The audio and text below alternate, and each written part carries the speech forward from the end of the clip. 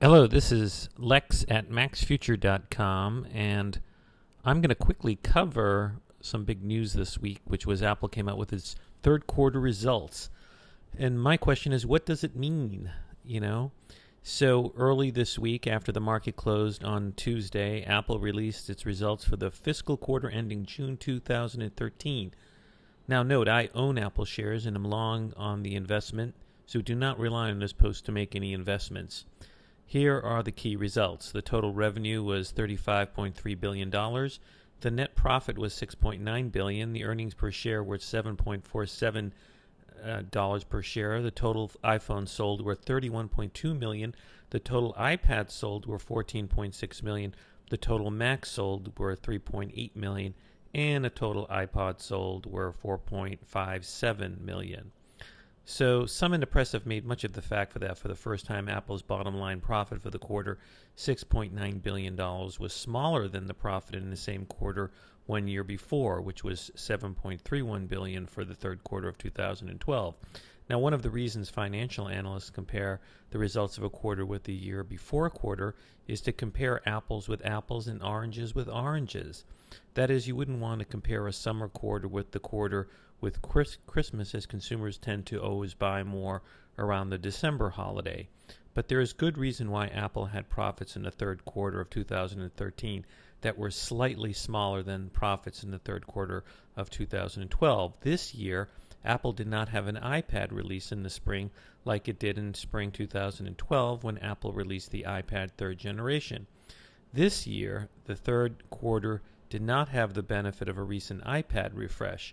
Rather, Apple released the iPad minis and iPad 4th generation in October 2012. Now, here is a chart of Apple's 12 quarter results and also the table of the same 12 quarter results. And you can see that there is consistent growth, although it's a step up growth. In other words, it goes up and it goes down and it goes up and it goes down, but the general trend is up. Now let's take some of the most important products. The iPad. Last year in the same quarter, Apple sold 17 million iPads, and this year Apple sold 14.8 million iPads. Note that when Apple released new iPads in October 2012, it sold 22.9 million iPads. Apple also had the benefit in that quarter of newer iPad minis and the holiday shopping season. In third quarter 2012, Apple had the benefit that the iPad 3 with the new Retina display was released at the beginning of the quarter, and Apple also started selling the discontinued iPad 2. The iPad is now the second largest source of revenue and profits for Apple after the iPhone, so the refreshes of the iPad will have an impact on the bottom line revenue and profit Apple generates. The various rumor mills have Apple releasing an updated iPad in September 2012, which is at the end of the fourth quarter 2013. The rumors have Apple releasing an iPad mini later, either in late 2013 or early 2014. A couple of observations here. I think there is good reason for Apple not to refresh the iPad and iPad minis at the same time. Last year, I got the sense that the iPad mini, which has a lower profit margin than the regular iPad, cannibalized sales of the iPad 4th generation. If you recall, the iPad 4th generation was a modest refresh of the iPad 3rd generation, which was released in spring 2012. All the iPad excitement in October 2012 was for the iPad mini, which was a new product from Apple. The 5th generation iPad is rumored to be thin, like the form factor of the iPad mini, and significantly lighter. Apple probably doesn't want anything to be taken away from the excitement of the 5th generation iPad, and for that reason, Apple could stagger the refreshes of the iPad and iPad mini. Also, as the iPad is the second largest source of revenue and profit for Apple, Apple could use the timing of the iPad and iPad mini refreshes to help boost revenue and profit in the quarter. So maybe Apple will refresh the iPad in September 2013 in order to help Apple meet its revenue and profit goals for the quarter ending September 2013.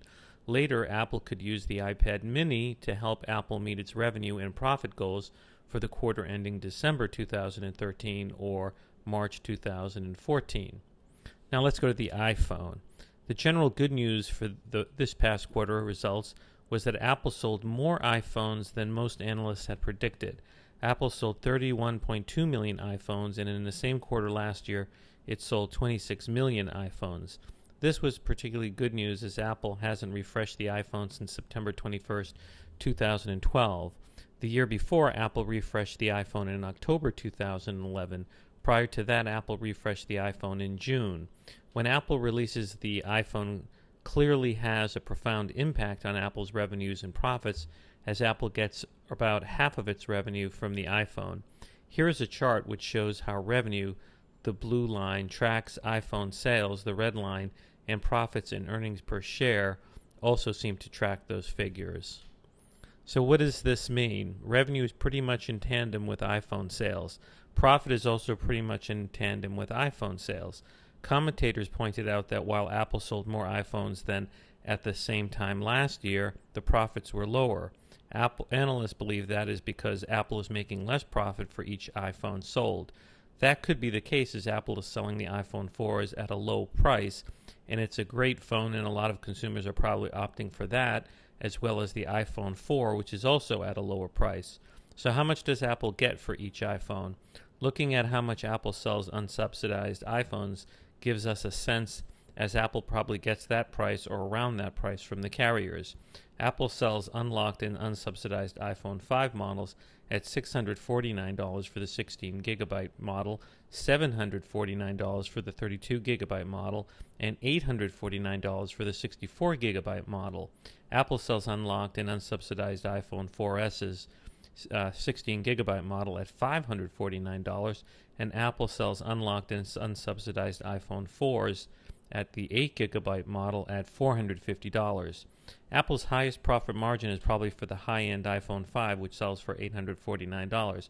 Apple probably makes a lower profit on the iPhone 4, so Apple's profit margin could continue to go lower on the iPhone as Apple releases cheaper iPhones.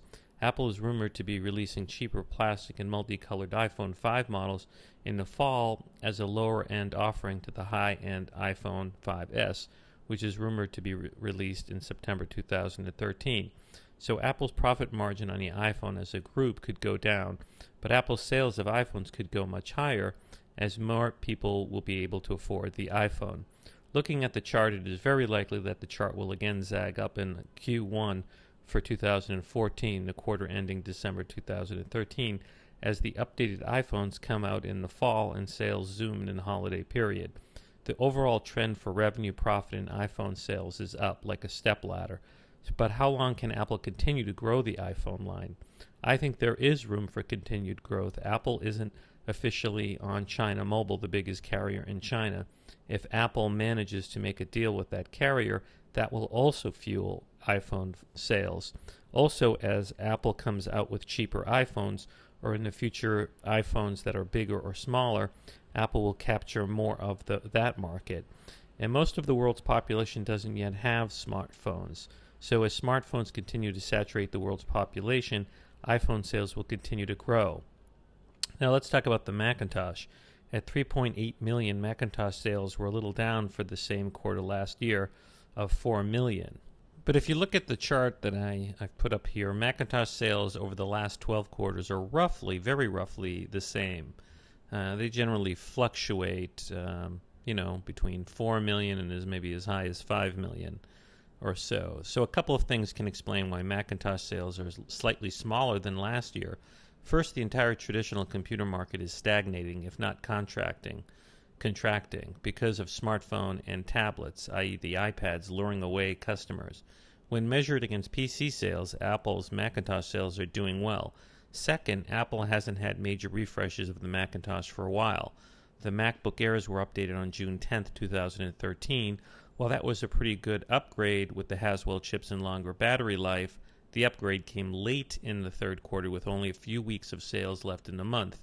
The other Macs haven't been upgraded for a long time. The MacBook Pro Retinas were upgraded on February 13th, 2013.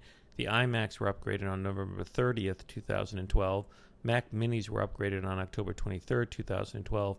And Mac Pros were last upgraded on June 11th, 2012.